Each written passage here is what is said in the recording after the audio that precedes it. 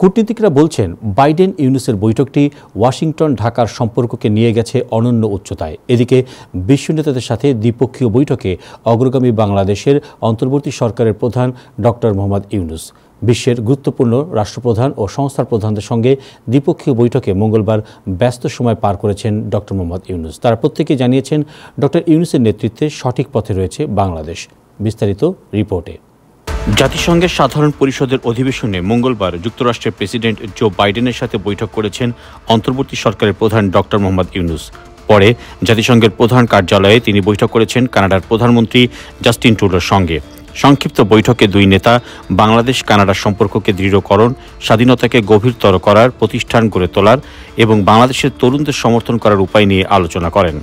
প্রধান উপদেষ্টা বাংলাদেশের সঙ্গে বন্ধুত্ব এবং অন্তর্বর্তী সরকারের প্রতি কানাডা সরকারের সমর্থনের জন্য কানাডার প্রশংসা করেন। তিনি কানাডাকে বাংলাদেশি শিক্ষার্থীদের আরও ভিসা দেওয়ার অনুরোধ জানান। বাংলাদেশের ছাত্র জনতার জুলাই অভ্যুত্থানের ইতিহাস তুলে ধরে রাজপথে ছাত্রদের আঁকা চিত্রকর্ম নিয়ে সংকলিত পুস্তিকা তুলে দেন।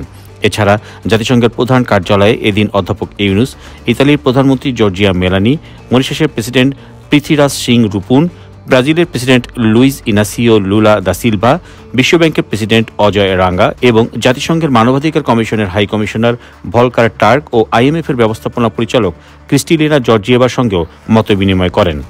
এর আগে জাতিসংঘ সাধারণ পরিষদে অংশ নেয়া রাষ্ট্র ও সরকার প্রধানদের সম্মানে জাতিসংঘ মহাসচিব অ্যান্তোনিও গুতেরেসের অভ্যর্থনা অনুষ্ঠানে অংশ নেন doctor Yunus.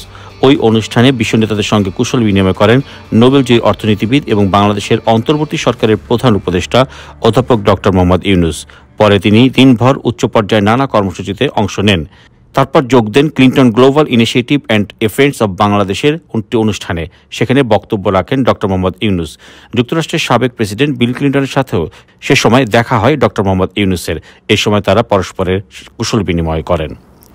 Join Rahman, time television, new York.